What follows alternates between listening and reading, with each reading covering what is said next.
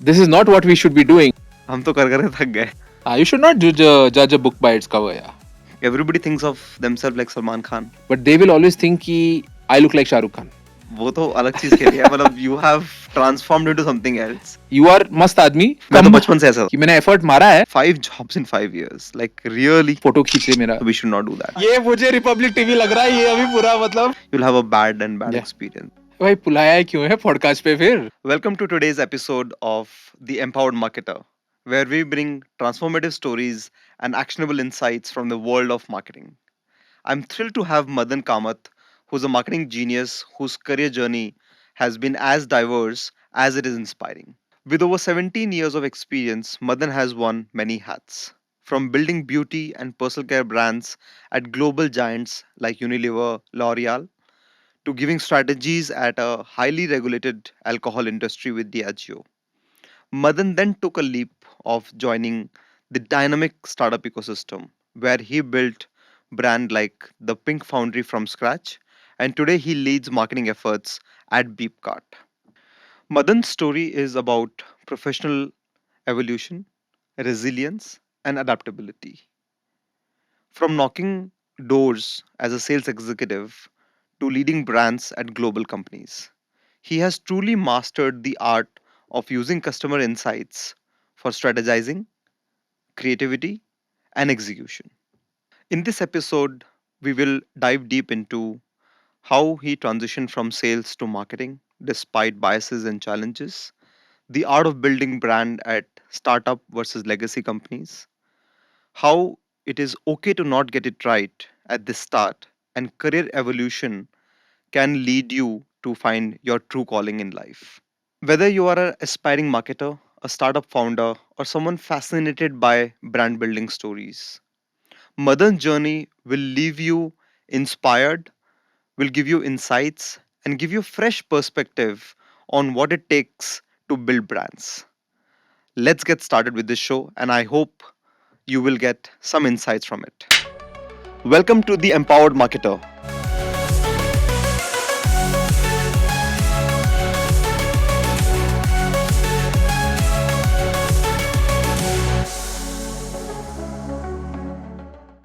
Welcome to the next episode of The Empowered Marketer. Today I have a special guest with me, Madan. Hi Madan, welcome to the show. Thank you so much for having me. I'm really looking forward to our chat. It's my pleasure. Before we go through your journey in detail of the work you've done, if you could spend few minutes in setting the context on how your journey so far. It's been quite an interesting journey. I started off working in a startup in the early 2007 when startups were not very common. Okay. I changed maybe 5 jobs in the first 5 years. Then I spent 10 years in the next company. And then eventually now, back to Bangalore from Mumbai.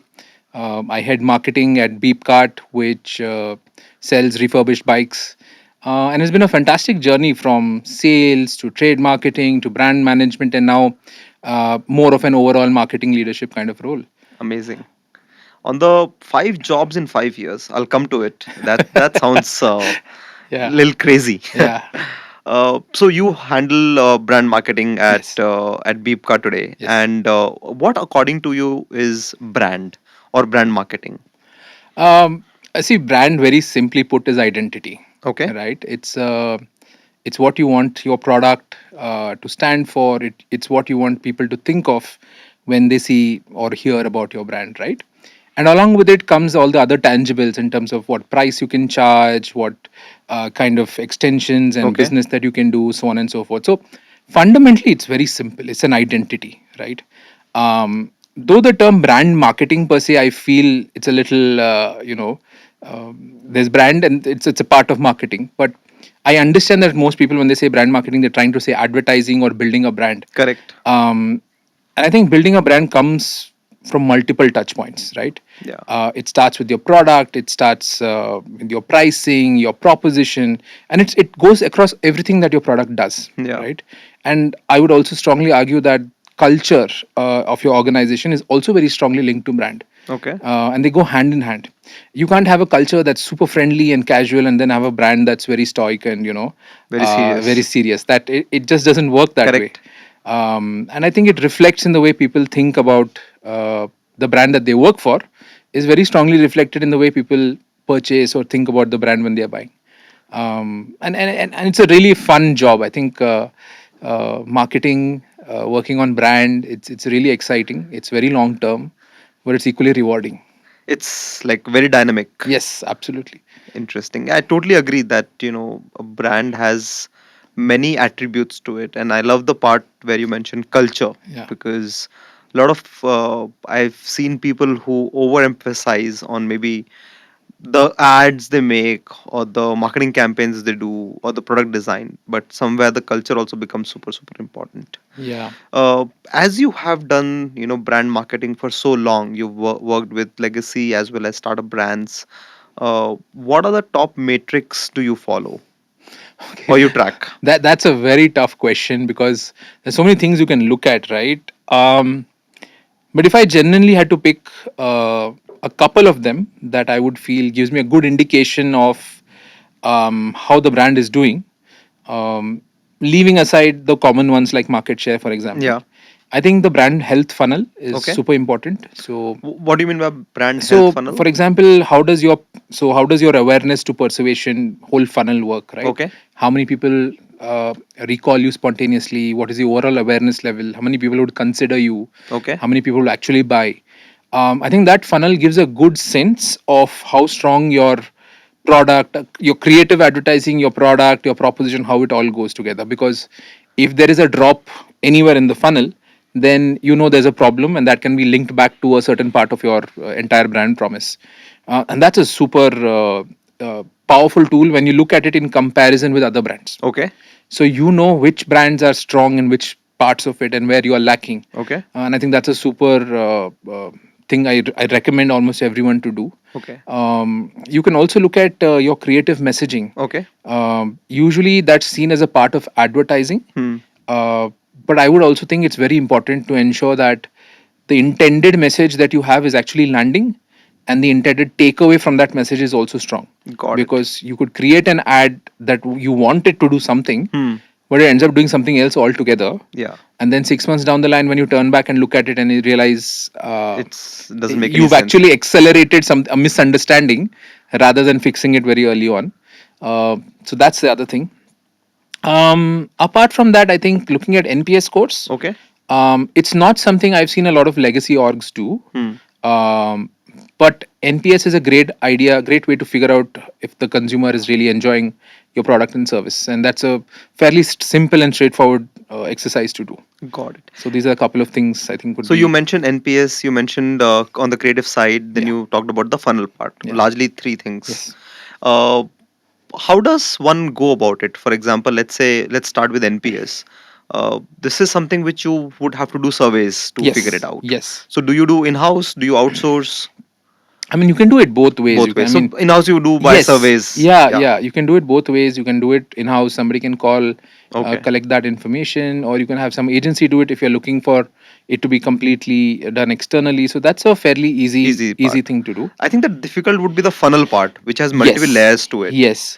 I think you do have a lot of market research orgs that can help you do it. There are Okay. the traditional ones who've been around a lot, but there are also smaller agencies that today have the tools to do this very quickly. Okay. And it can be done fairly, 45 days at max for you to get the results once you've started the survey. And you track this on a monthly or quarterly basis? Quarterly. So Quarterly. you can do it ideally quarterly, and half yearly is great. Okay. But to do it consistently is more important. So you know what inputs you have given to build the brand, Okay. and how has that resulted in some kind of output. Got Right? it. Like if you've changed a campaign, and then you will see the results over a 6 month period. Correct. Tracking that gives you a sense of what has worked and what has not worked from a business Standpoint. standpoint. Yeah. And as we talked about multiple layers to it, you said product, pricing, Yes. promotion as well. Yes. So your marketing campaign did it move the needle or not? Yes. Yes. Got it. Yeah. It's Interesting. important to measure the specific aspect of it that you are trying to move, Okay. right? Like for example, let's say your awareness funnel tells you that your awareness is great and your consideration is dropping compared to a competition, then there is something wrong in your offering that you're making, right? Okay. And that needs to be seen in the context of the consumer, the category, and competition. Okay. It cannot be seen in itself, Okay. because you don't know what the consumer is looking at as alternatives. Got it. So once you do that, Hmm. then your creative campaign or whatever you run Hmm. will try to address that one or two problems. Got it. And then therefore the measurement of that makes much more sense. Interesting. And as you have done repeatedly, probably at Beepkart, Yeah. how has been the findings? It's been really good. I think what we were very happy to know is that we were one of the top brands. Top brands. Yes, top brands in the segment that we operate in. So top brands in two wheeler or Top brands in the used in the two-wheeler used two business. wheeler Yeah. and across India. We did it primarily in Bangalore and Chennai, Bangalore. where we are present. Okay. So we were one of the top brands there. Okay. Apart from that, we were also looking at perception, the associations with the brand, right? So that's also something we track to see what are the associations that the business, that the brand actually is getting from consumers. And I think in terms of quality of vehicles, expertise, the refurbishment of the vehicles, all of these things came up as very strong markers Okay. versus competition, which means that net, our consumers see these things as associated with Beepcart much more strongly than competition, Got it. and that puts us in a good place. Interesting. Though being top, like in any city, Yeah, also it's amazing. So yeah, kudos to you, and yeah, I think congratulations to the whole team for yeah, that. absolutely. Uh, Being at Beepcart in this space, there are quite a few brands or companies in used four-wheeler market, and they have been there for quite some time. Your OEMs who have their second-hand markets, or sorry, second-hand brand, are there for quite some time. Your Maruti True Value, Yeah. your Mahindra's First Choice, Toyota You Trust, and then there are a whole host of startups, Hmm. Cars Hmm. 24, Spinny, etc., Yeah, etc. Two-wheeler has largely been untapped. yeah. So, what is the reason behind that? Um, See, one, it's a very unorganized category, as is the used two-wheeler market as well. It's exceptionally challenging because you are not competing with one or two players. You're Yeah. literally competing with multiple different unorganized players, right? And because the category has remained this way for a very long time, Hmm. it's exceptionally difficult to build a couple of things such as trust, Okay. perceptions around quality, right? Perceptions around price discovery. It's very difficult to do that Okay. because everyone has their own perception and there is no standard in the market. Hmm. Um, and therefore, each vehicle also is very different, right? It's very Yeah. subjective. Even a vehicle that's driven 100 kilometer less is a different model, is a different color. Each of these things make it a very unique situation, and Yeah. therefore price, quality, all of that becomes very subjective. Um, so what we've been trying to do primarily is to enable trust, right? And how do you enable trust is being absolutely transparent about your entire process. Okay. Today this market, as the unorganized market, largely operates with a buyer beware Correct. situation. I would argue most of them do, but this one far more, because Yeah. once you buy the vehicle from a unorganized dealer, or a local dealer for say, you have no way to readdress if there's something going wrong. You can't go Correct. back to him and say, "Yaar, gaadi kharab ho gayi," right? At best, he will charge you more to fix the vehicle. Correct. That's one thing. Second thing is, there is no way for him to even understand if a vehicle is really good or not. Hmm. Because what you see today is that most vehicles get cleaned and polished and they look very nice, Yeah. but you don't really know what's going on inside, right? And even if you take a test drive, the initial experience would be fine. But it's only after a period of time of riding the vehicles, etc., you actually come to know there's a problem. Yeah. How we are trying to solve this is with pure transparency, right? Apart from the quality of the vehicle, the refurbishment, if you visit our website, we give you photos of the actual vehicle, Okay. right? We give you an inspection report of the vehicle that tells you what's right, what's wrong. You have the promise of a comprehensive warranty. So if something goes wrong in the first 15 days, you can always come back. There's also the Beepkart Plus program where you can get a 1 year extended warranty on engine Yeah. and transmission. These are unheard of benefits in the used two-wheeler space. This Got is it. more something that you would see in a new two-wheeler, right? Yeah. And to top it all off, we have a 3-day return policy. Understood. So in 3 days, if you don't like the vehicle, you can always come back. Yeah, that Uh, builds a huge trust then. yes, and by doing this, you're really trying to give confidence to the buyer that, listen, if anything goes wrong, we are there, Got it. because we need to solve for trust primarily in this market. Understood. And this whole two-wheeler, used market has been very, very commoditized. People will switch to another dealer for 500 rupees discount or Hmm. 1,000 rupees discount, and you've been able to still, stay in this market, bring a lot of professionalism, trust, transparency. Must have been very difficult to market it, right? To communicate it, because people would switch for prices. How do you tackle? How have you Um, been able to tackle that? I think what's very interesting is that we always say that the Indian consumer is very price sensitive. Yeah. I would like to look at it as the Indian consumer is very value conscious, right? So for the price that he's paying, what is he getting, Okay. right? For a difference of a few thousand rupees, he's getting the safety of a return. He's getting a quality vehicle which is refurbished. He's getting a choice of multiple vehicles which he can test ride even at his home at a common location. So there's a lot that is being put on the plate for a price, and compared to what is the alternative, the consumers are far more willing to pay. And I think till date we must have crossed at least 45,000 happy customers who have either bought or sold their vehicles to us, and that I think speaks much more than me saying anything rather. Yeah. So I think consumers do appreciate what they are getting for the price, and that basically translates into us doing really well. Interesting. So 45,000 customers, which means you do have a product market fit in a way. Yes, yes. And obviously at the price range you're operating. Coming to the product market fit and startup. So startups typically, first they go about identifying a product Hmm. or a problem statement. Yeah. Then they go about finding a product market fit. Then they go about sales. And in sales, maybe they go for discounting, maybe they go for some tie-ups, etc., etc. In all this, while doing all of this, somewhere from a thought standpoint, brand building takes a backseat. Hmm. And what happens is organically brand building. Hmm. Now, it could be good, it could be bad. Hmm. Uh, how do you see that? And how should, let's say, if one of some of our audience who are startup guys, what should they be careful about? I think that's a great question and something I'm sure pretty almost everyone who's watching the show and founders would have that in the back of the mind, Yeah, saying, how do we really go about this whole thing, right? correct.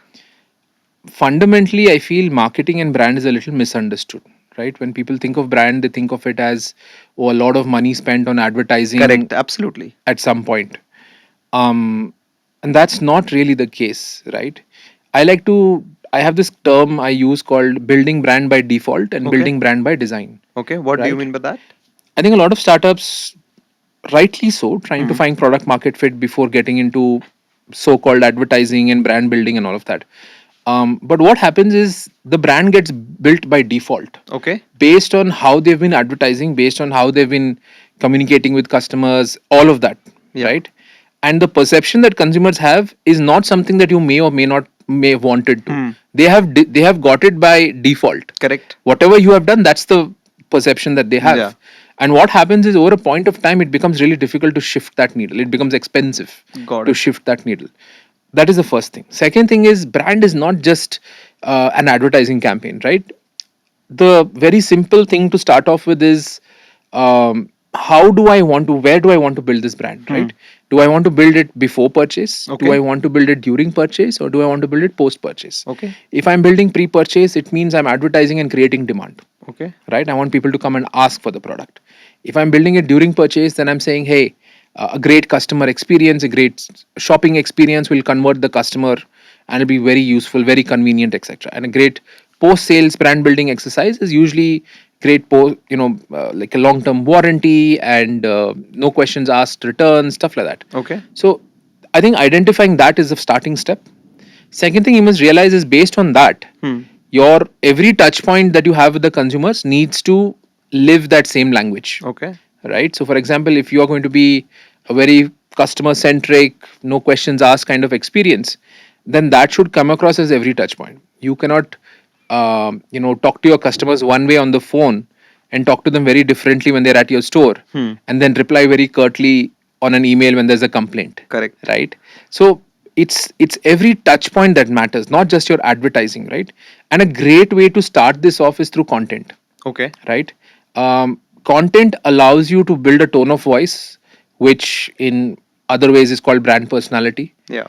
It allows you to create video content, etc., that showcases that tone of voice, showcases that personality. Yeah. That again is useful, right? And you can do those small things at the start to actually start exploring what kind of brand you want to be. Got it. Great examples are skincare brands that have done this really well, but it's possible for everyone to do as long as you keep in mind a simple that this is the brand we want to build, or at least this is the um, experience and the feeling that we want people to have when they think of us.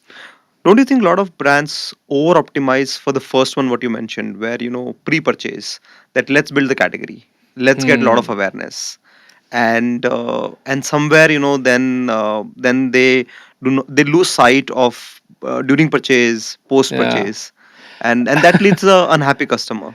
Yeah, that's true. And I think more damage is done by accelerating a bad experience than actually doing nothing, right?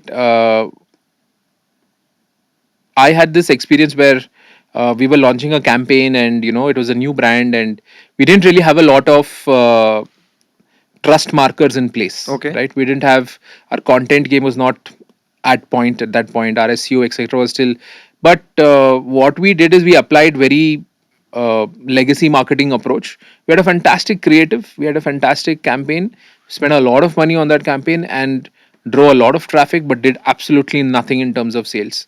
Wow. And then when we looked back after a point, and then we realized what was going on, is that that category was very personal and required trust, right? It required people to know who you are, what you are. The first thing they do is go to Instagram, check you out, go to Google search, and we didn't show up anywhere because we had not done that bit of it, right? We said, okay, let's advertise and get a lot of people to know about us. And well, that part was right. I think the follow up part where, when they come to the website, what's the experience like? Are there reviews and ratings? Am I easily discoverable? Am I listed on other platforms?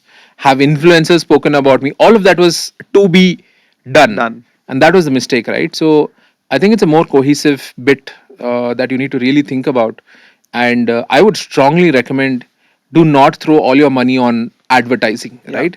When I mean advertising, I mean top of the line, top funnel kind of advertising where you're running a creative Yeah. message, etc. Don't throw all your money there without having the fundamentals in place. Absolutely. We advise, when we work with brands, this is our advice all the time, that spending money is the most easiest part. Yeah. What Yeah. is important is fundamentally having those building Yeah. blocks, which makes you ride on the money you've spent with the traffic you've got or customers you've got. How do you then convert them into sales? Yeah. Otherwise, you'll have a bad Yeah. experience. Yeah. So you wasted a lot of money there. Yeah. I think it was a expensive learning. Okay. So that's how I look at it. That being said, we weren't very sure about. We were very confident about the creative. Like we were very confident about the messaging, and I still think that messaging works even today. It's just at the time we deployed it, there were things that needed to be done that we Okay. had not done. And how did you course correct it? Okay, you made a mistake. Yeah. Startups is all about making Yeah. mistakes. Yeah. How did you course correct, and how did you go about Uh, doing creating brand and obviously marketing of that specific brand? yeah. I think we've probably not hit brand recognition in that sense. Yeah.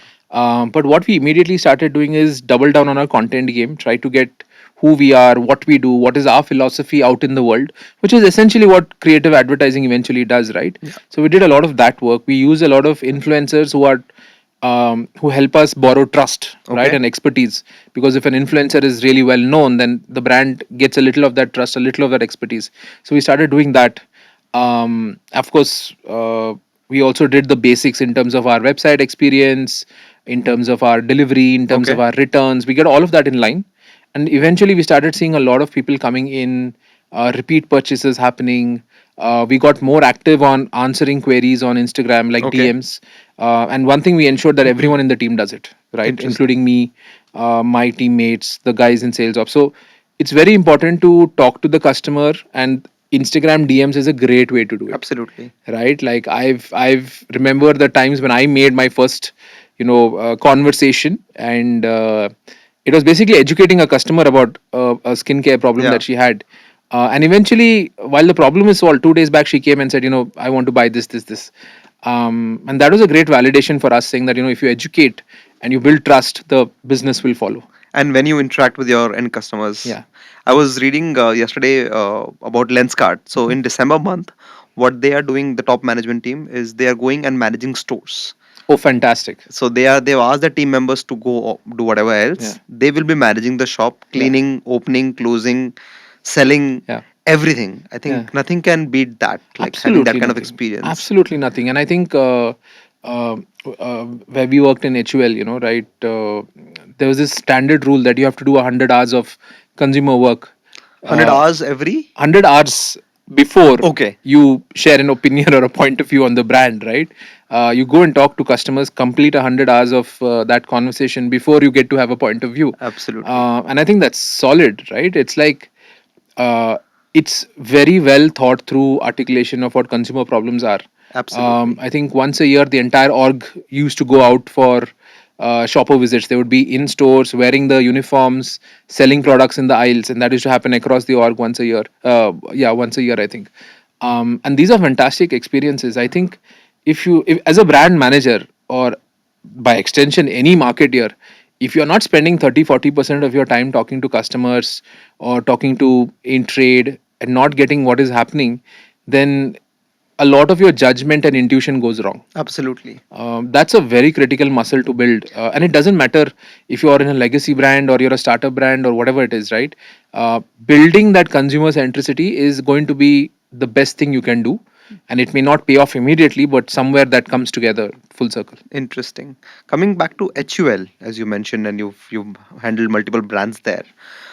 Any interesting project from those experience? um I mean, there's a lot of interesting stuff that keeps going on at Levers, and I think one project that was very close to my heart was that we had to migrate the packaging design Okay. of Pepsodent Gum Care, which is Okay. Pepsodent G, to a new design.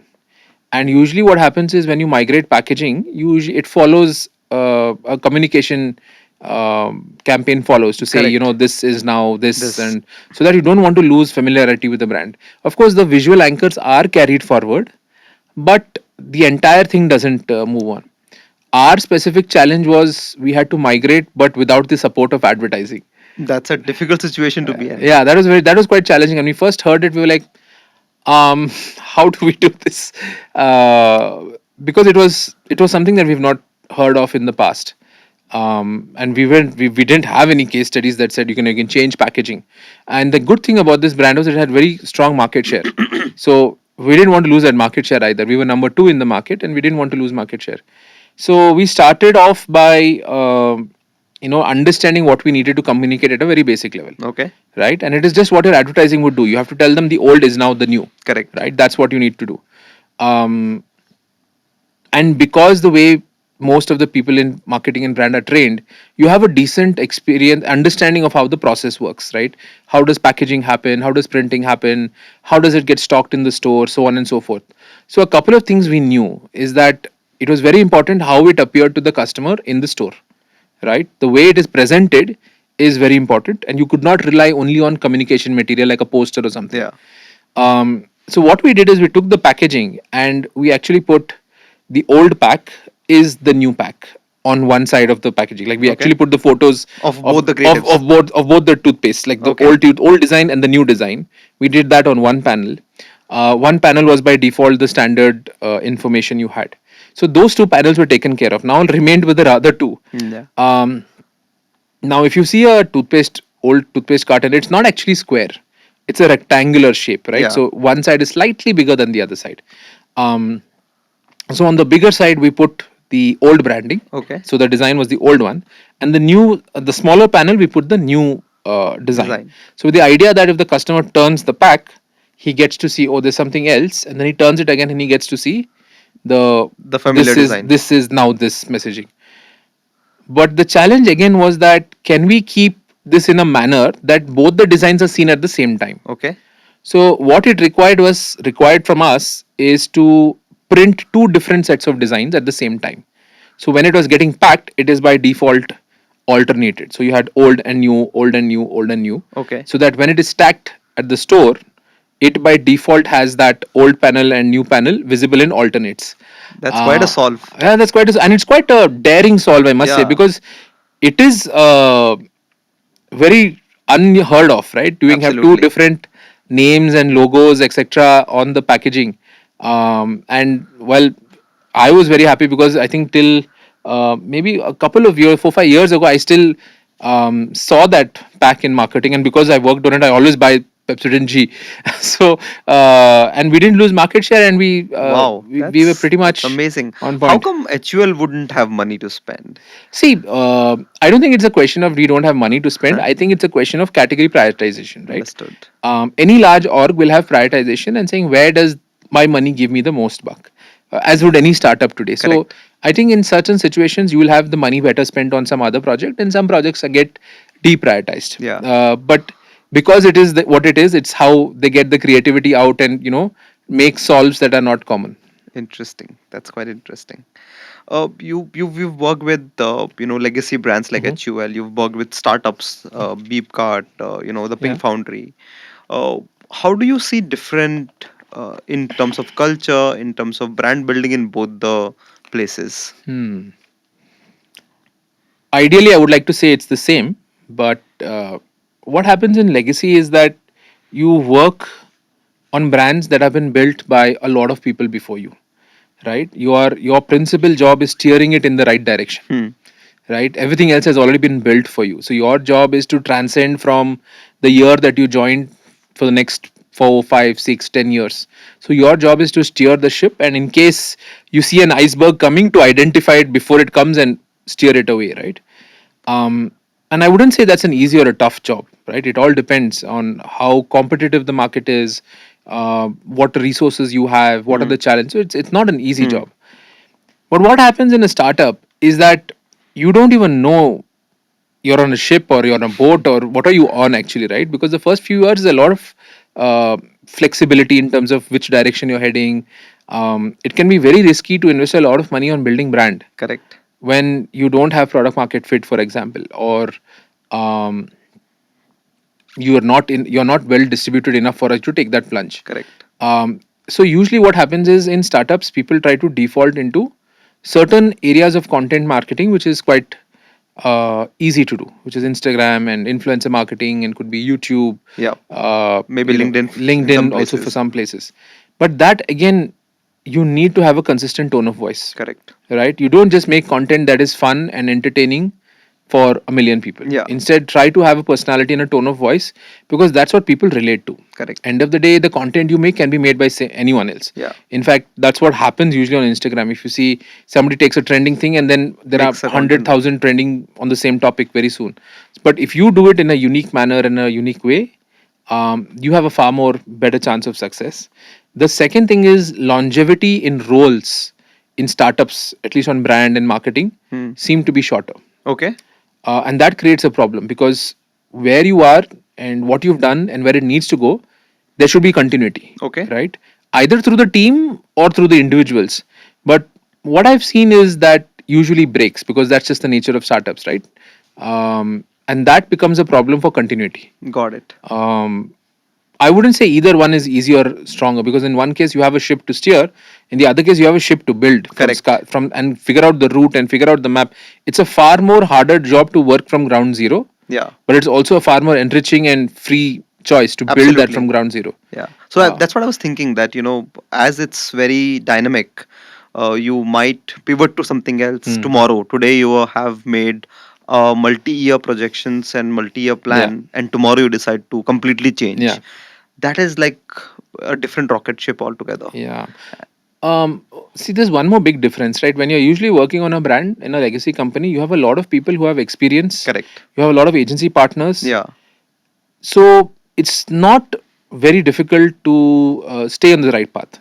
I mean, it must be something really crazy for you to go off. So you have that comfort of people and systems and all of that.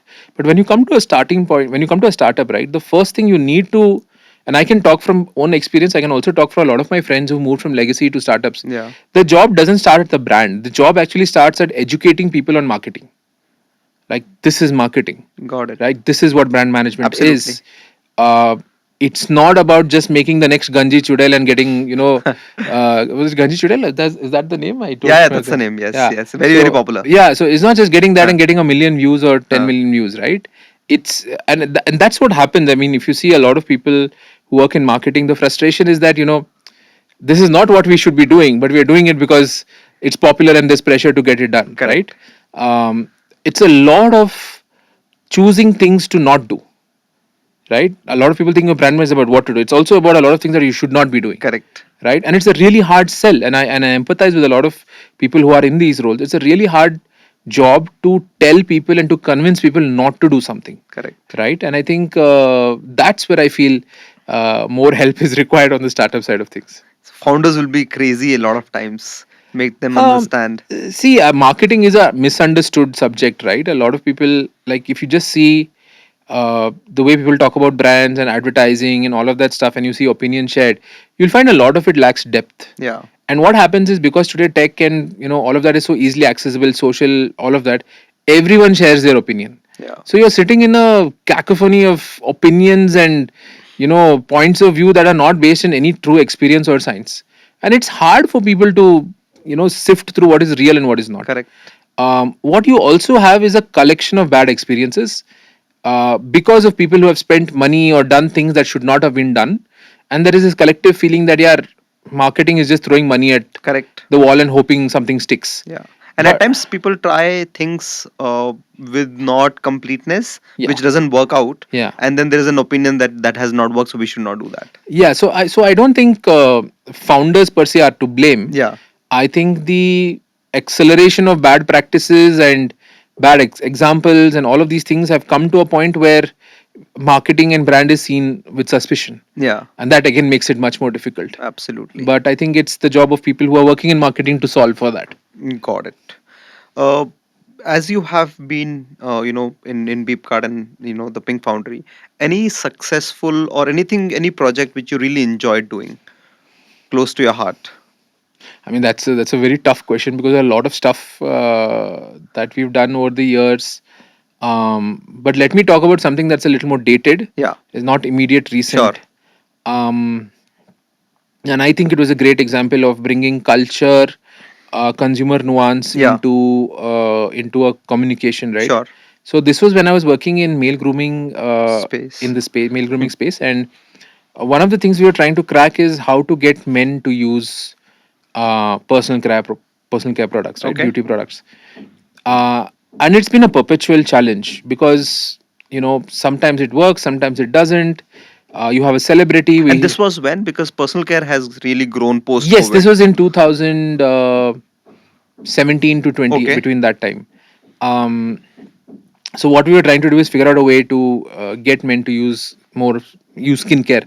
So if you see, the penetration of male grooming is far behind what female beauty is. So when we started at from ground zero, right, we started talking to a lot of customers, and we Okay. started talking to um, people who worked before on the brand. Later we also did a lot of culture, like we read up a lot about historical references about masculinity, Okay. how it changes from country and region, etc. And there were some very fundamental insights that come out of it, right? For example, something that I like quite a lot is how a male would look at himself versus how females would look at themselves, right? Like, for example, a guy can look in any particular fashion the way he looks, but they will always think I look like Shah Rukh Khan. That's so true. Yeah, the general perception of a guy is that, yeah, I look great, and there's nothing right or wrong about it. It's just that I am generally great, and the world is looking at me, Yeah. right? I can totally relate to it. Like my partner Samir, he keeps saying that everybody thinks of themselves like Salman Khan. Yes, that's a general perception, right? And compared to that, women generally, no matter how well they dress up and how good they look and all of those things, or how well educated they are, they will always feel themselves lacking, right? If you really go and talk deep down, there is always that insecurity, and hopefully that vanishes soon. There is always that insecurity, and where this essentially comes from is, if you go back in time, the success of a guy is usually looked at his education and his earning, Okay. whereas for a woman it has been her face, Oh, right? The window to the world has primed, and thankfully it is changing now. But if you see that cultural context, that's some insight. I yeah, I was mean, that's if you look at that part of it, and that will not come when you talk to customers. When you go and tell them ki, tell me some cultural nuance and all of that, they will Obviously, not tell you all of yes. that, right? So, but if you look at it from that perspective, there is no reason for a guy to take care of his face, Interesting. right? Is that the reason why personal care for men is underpenetrated versus female? There are multiple reasons. This This is is one one of of them. them, saying that you know it is a hard sell anyways because he has not seen himself or his face as an important door to open. The other thing is men usually look at visible signs of improvement, right? Okay. Like I think everyone does, but it seems to be a little bit more for men. So if you see the needs hierarchy that a man usually prefers, right? It's usually shaving, brushing his teeth, taking a bath, some beard management, fragrances, then come clothes, then come shoes. So if Yeah. you see the hierarchy, the stuff that is there, most of it is visible either through someone's eyes, or there is some marker that tells me that this person has done Applied something, something or applied done something, something. done something like that. That's the second thing. The third thing is men also have this habit of wanting to look effortlessly cool. कि मैंने effort मारा है, Per but I man. don't want anyone to know I've मारा. I want to be effortlessly cool. I don't want people to know that I've made an effort, right? So if you मैं तो come, बचपन से ऐसा था. मैं तो बचपन से ऐसा था. Like I've never had to make an effort for anything. So if you combine these two three things, what you'll then end up with is a significant barrier for you to get them to do something, right? For skincare. So what we came up with is, one, we need a villain, right? I can't tell him that you need to do more for your skin because it needs help. I need to paint a villain. I need to tell that villain hai, you are mast admi, but the villain is the reason why something is wrong, right? And the second thing is that how do you give him a sense of improvement, right? How do you make sure that he can see the improvement and he can see the change? So we did this wonderful campaign. Unfortunately, COVID happened and we had to pull the plug. Where in the two people were in a gym, outdoor gym, working out, which is very common. And one of the guys gives the phone to his friends and they says, "Yeah, photo खींच ले मेरा." And he takes the photo, but when he sees the photo, it's like half, like his face is not in the photo. And he goes up to him and says, "यार ऐसा क्यों?" And he says, "यार, your face and your body don't match, right? Your face is completely tanned because of the sun, and your body is all covered, so it doesn't look like it's the same person." Oh, And it was a very simple extrapolation of what all the things that we had correct. done, Absolutely. right? To get to that point, we had to do all of the other things, right? But if somebody saw the film and said, "अरे इसमें क्या है? तो धूप के बारे में बोल रहा है चेहरे," but if you see the thinking and the inciting that has gone behind it, it makes a lot more sense. Correct. Absolutely. And that was something that, because honestly, we worked on it for 2.5, 3 years. Like I was on it Wow. trying to That's quite crack. some time. Yeah, I was trying to crack something that made sense. And even at that point, if you see all the all the D2C brands that were growing, they were back on the back of either shaving products or beard oil products or some kind of black charcoal face mask. Yeah. Like it's been that story for a while. And I think a lot of these brands eventually hit some kind of stagnation because um, there isn't anyone really doing market development. And that's the last point I wanted to add, Yeah. is that very few brands are really trying to educate the male customer, at least not in legacy brands, but in startups at least I'm seeing that happen, which is a great thing. Okay. They're educating men about how to use and why to use these products, and I think that is the right approach to develop this category. And that takes a lot of time. That takes time, that takes investment. And usually it works really well when there are multiple players spending money to build that category. If you Interesting. do it yourself, it's going to be very, very expensive unless you have some product or something that is uncopyable. It's very hard Yeah. these Absolutely. days. Very, very difficult. Yeah. Unless you're Apple. Even Yeah. there you get copied. Yeah. And this probably is a story that is very close to my heart and something that will stay with me, because I remember talking to consumers, in North, in So that's a South. great insight. Like Yeah. I could not never think of it that way. That Yeah. how male perceive of themselves Yeah. and female. Yeah. I never knew that female they think lowly of themselves. Yeah. Like there's something Yeah. less in them, Yeah. which is quite an insight. Yeah, and I would actually just maybe offer a correction. It's not that they think lowly, but there's always a sense of something is lacking, Something is missing. something is Basically. lacking. Yeah, it's not complete. Yeah, it's not complete. And again, this is not something the consumer will tell you. Yeah. No way, you can't They will find it not tell out. you this, right? This is from your research, your reading, your understanding of what they're saying and what it actually means, to connect the dots through different parts and then go back and share an idea and see how that resonates. So, a lot of stuff you've mentioned in terms of, let's say, Pepsodent, where you talked about packaging. Yeah. In this case, where you talked about insights on consumer, Yeah. I think a lot of this, has come from your sales experience. And I know, as in when I was doing research on you, I realized that you've spent 5 to 6 years in sales before you moved to brand marketing. Yeah. How did that happen? From sales to marketing, because that's a quite a difficult task. I know people who join HUL in brand marketing, they do sales for a year or Yeah. so, but then eventually they move to marketing. But in your case, it was pure play sales and then brand marketing. Yeah. First of all, I must have had really good luck, and I think a lot of good wishes of people around me, who helped me move in that direction. And I think it's something that I've been fortunate with. When I very started out on my career, when I said I've changed 5 jobs in 5 years, my initial goal was to be a copywriter. 5 jobs in five 5 years, yeah, 5 years. yeah. So so I started off wanting to be a copywriter, and then I said, "Chalo, MBA kar lete for safety." And then when I did my MBA and started doing my internship, someone says, copy doesn't get paid so much. So I was like, okay, so now what? So I said, okay, why don't you look at brand marketing and stuff like that? But um, I at that time did not have a door to working on a brand and marketing Yeah. and all that. It seemed like a very distant dream at that point.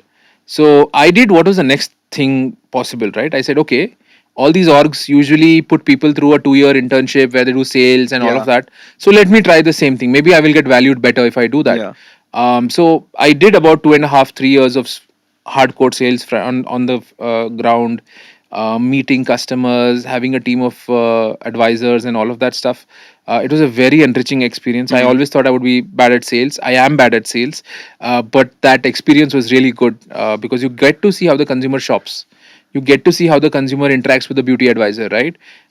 For example, we think of lipstick colors and shades, and we look at a card, and how the consumer sees, she's putting it on her Correct. hand and seeing those colors, right? Like, you learn a lot of things, and there's nothing more humbling than talking to a customer who hates your product, right?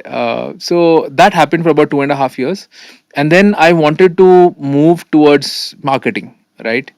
um, and at that point I was saying, okay, I will not get brand management for sure, Yeah. um, but what I want to do is move at least something towards marketing. So I was looking out for roles, and I got this opportunity to work in trade marketing, which is kind of like managing agency to do events and stuff like that.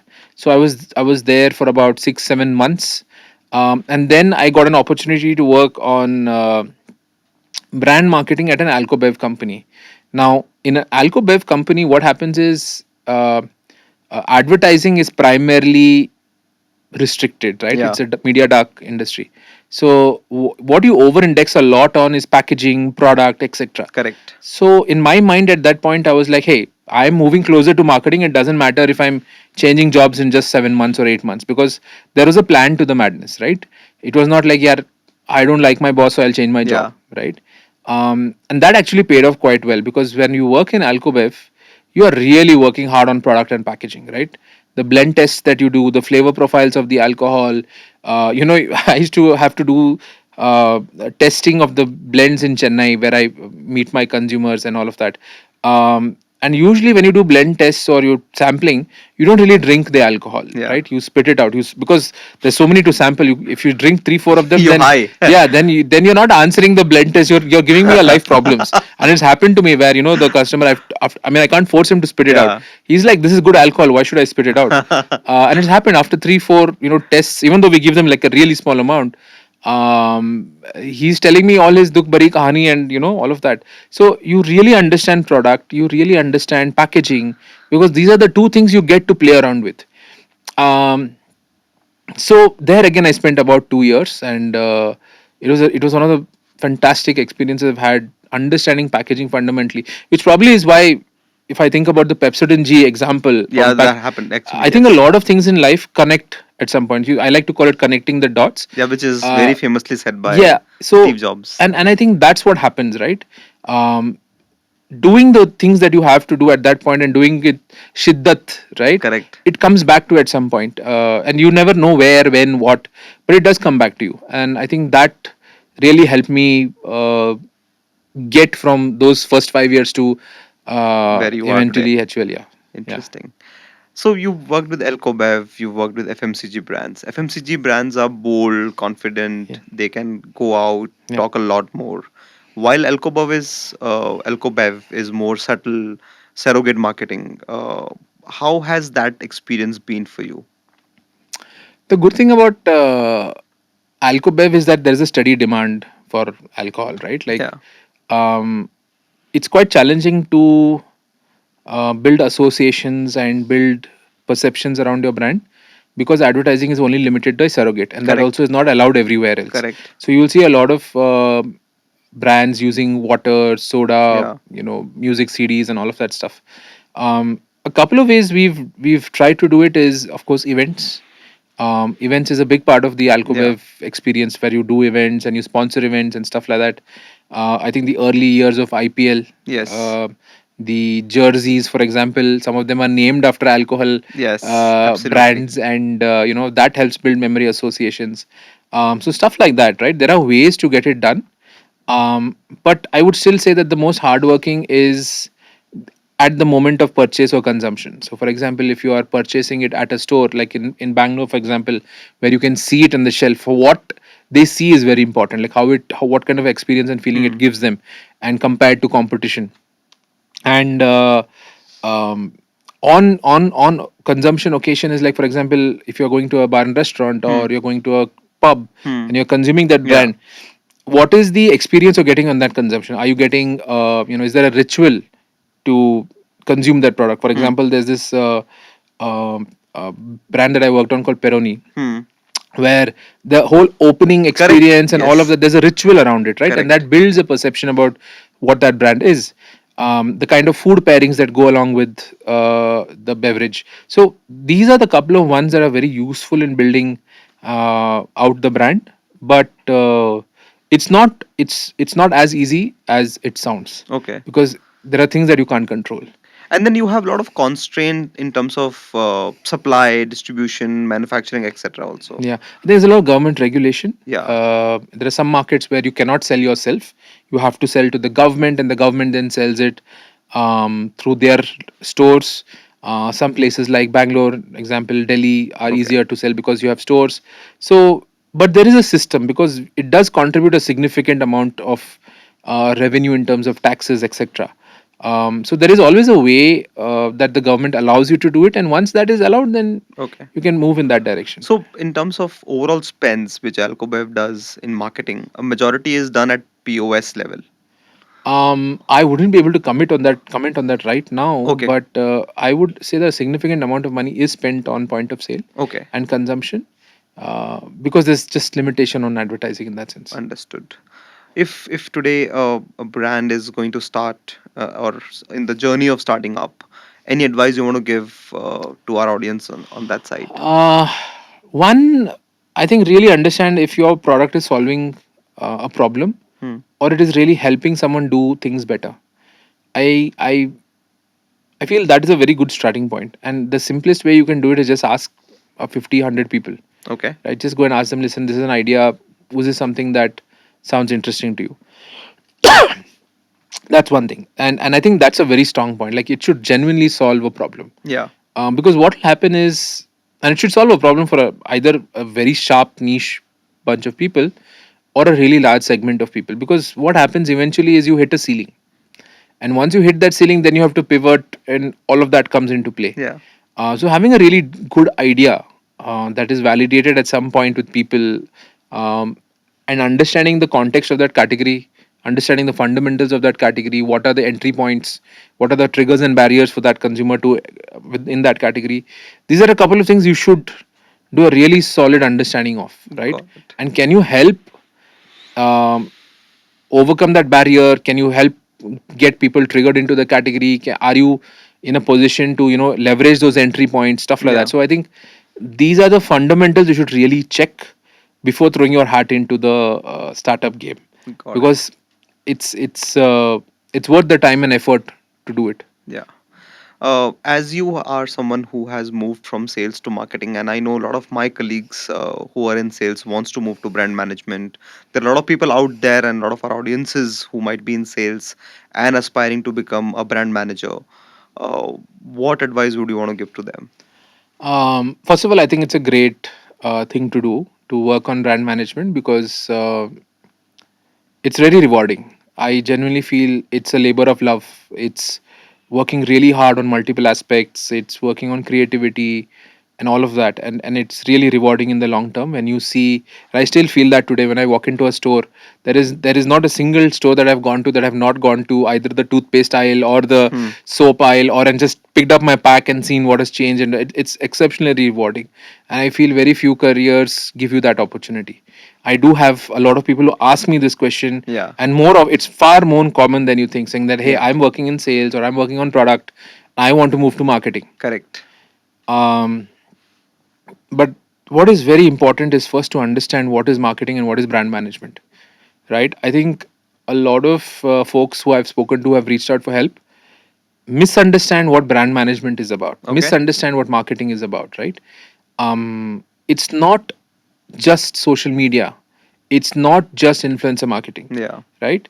The the part that you don't see is the one that is more rigorous, right? Developing the product, understanding trends, talking to manufacturers, figuring out the product, figuring out what the packaging is, figuring out is it easy to dispense the product from packaging. There's a lot of stuff that goes on that is not communication, Yeah. right? I think people see the communication and get excited and say, I want to do the next creative thing, but there's a lot that goes on behind the scenes. Yeah. I also know a lot of advertising people who want to get into brand management, and often there's this again same misconception that the creativity and Yes. is that part of it, and if I were in that spot, I would have done a far better job. Correct. But the constraints that come with the rest of the bit is usually misunderstood. So I think it's very important to understand what you're signing up for, Yeah. right? The different, and try to specialize in any of them in your current jobs, right? Got it. Can you really work hard on the product, the physical product, or can you work on the app, or Consumer any insight. consumer insight? Can you narrate the story from a consumer lens, right? I've taken interviews, I've been interviewed people. For example, the interview that I gave for when I joined the Alcobev company, I moved from a sales job, from a trade marketing jobs to a brand manager's role. And I didn't really know answers of brand management or marketing. Hmm. But the answers I gave in the interview was from a consumer perspective at the shop, right? If Understood. a consumer comes in, what does he see first? Why does he see that? What is important, right? To be able to articulate a consumer point of view in the specific jobs that you currently are is a huge advantage when you're at the interview table, Understood. right? Getting to that interview table, people will help you, but when you're at the interview table, to be able to articulate it from a consumer point of view is a huge advantage, and I think that is a muscle building you need to do to be able to articulate what you do from a consumer point of view. Understood. So they have to also enjoy the current job Yeah, and learn from it so that it will yeah, add up to whenever they yeah. graduate to another one. Yeah. See, I didn't like sales, right? And I think the first 7 months of my sales job was just visiting retail stores and sitting in corporate offices for hours together to get a meeting, and basically just hearing the word no.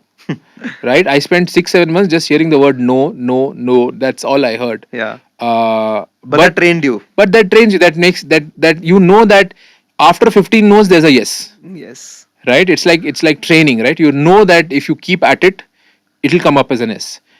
In fact, one of the jobs I got at L'Oreal was because someone saw me sitting at the offices of Big Bazaar for days on end trying to get a purchase order, right? He said, "Bhai, क्या कर रहा है तू क्या that's how that relationship built, and that perseverance, and that thing, that's how it works, right? So you have to see the goodness or something in your current role that can help you in the Absolutely. next role, and to be able to articulate that well. Like in the interviews I did say, listen, I want to do brand marketing, I want to do brand management, sorry, and then I wasn't getting a chance, but what I do know is ABC, and Yeah. I know that helps in brand management.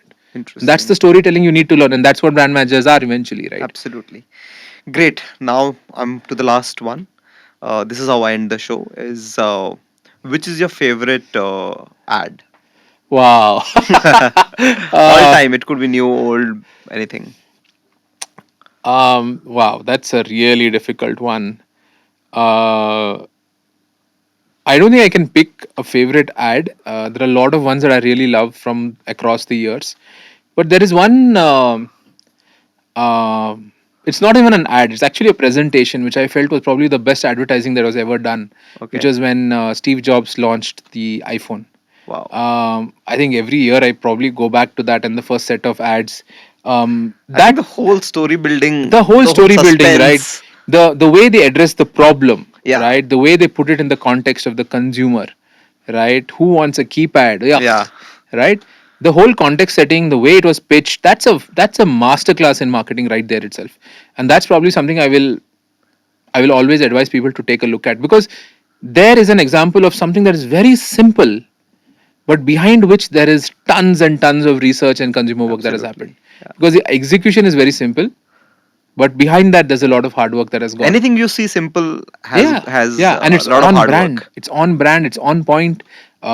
There's no fuss. It's very easily understood.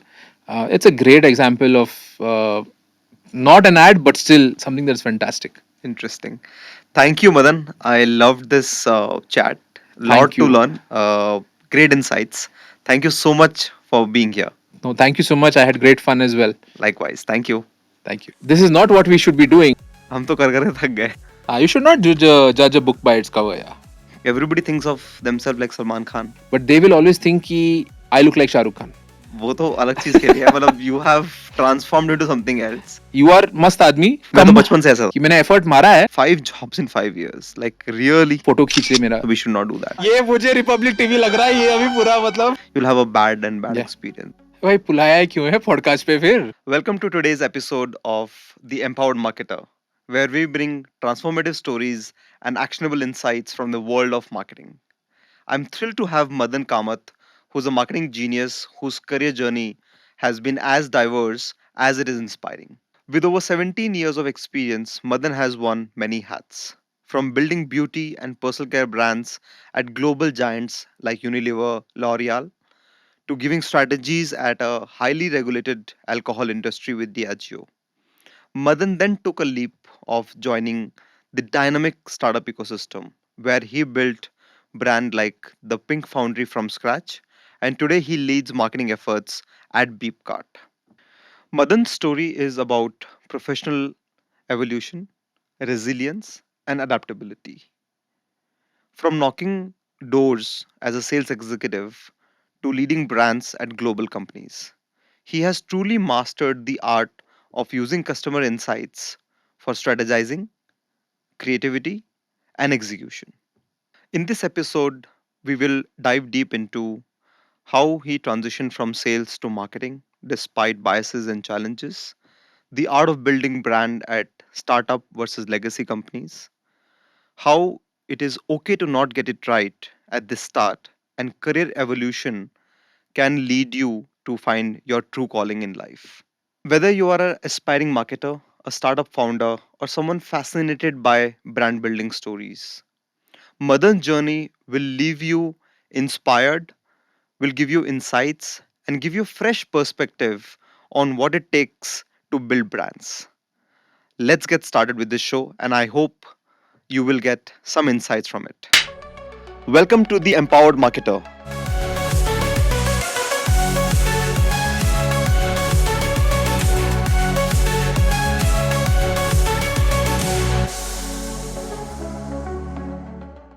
Welcome to the next episode of The Empowered Marketer. Today I have a special guest with me, Madan. Hi, Madan. Welcome to the show. Thank you. Thank you so much for having me. I'm really looking forward to our chat. It's my pleasure.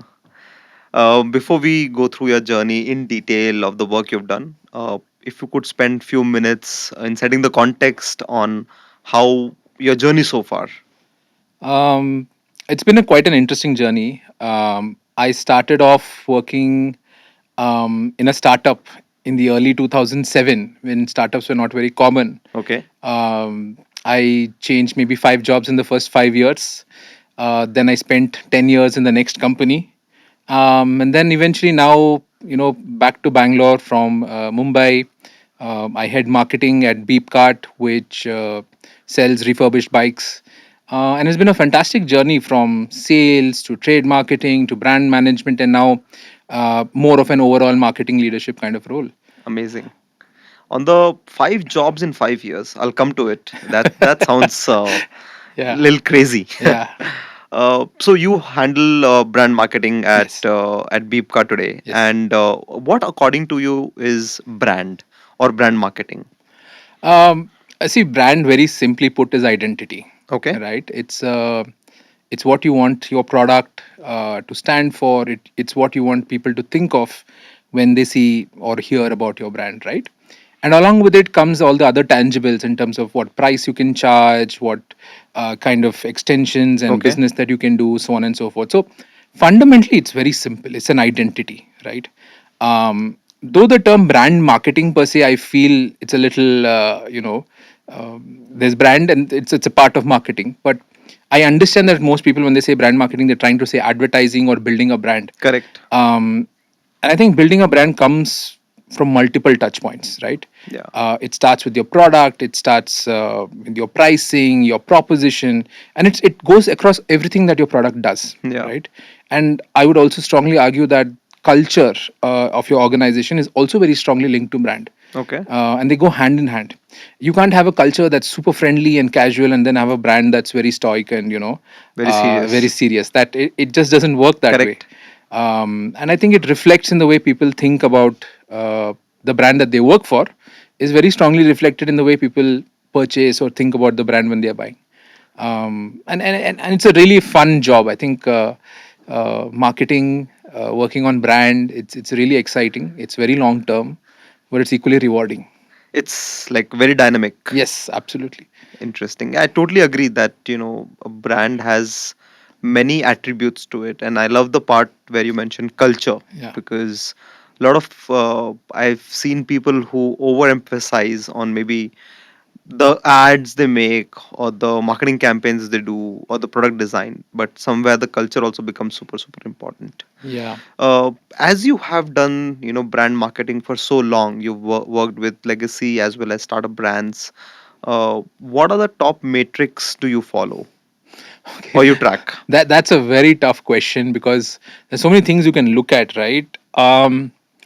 But if I genuinely had to pick a couple of them that I would feel gives me a good indication of how the brand is doing, um, leaving aside the common ones like market share, for example, Yeah.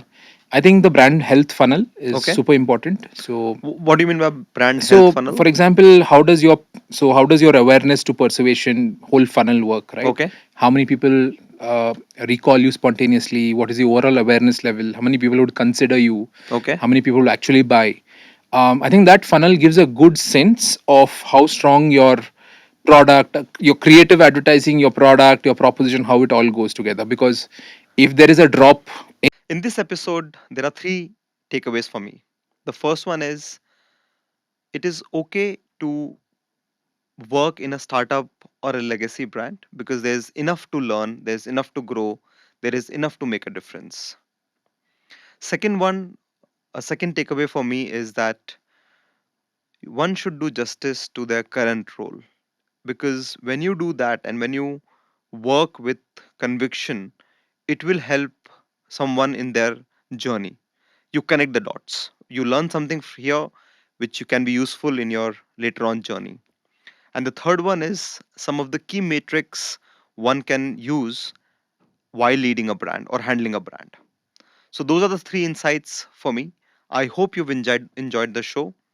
Please subscribe to our channel, and we will ensure we get interesting guests. We bring you a lot of insights, we bring you a lot of actionable steps which can help you in your journey. Thank you so much.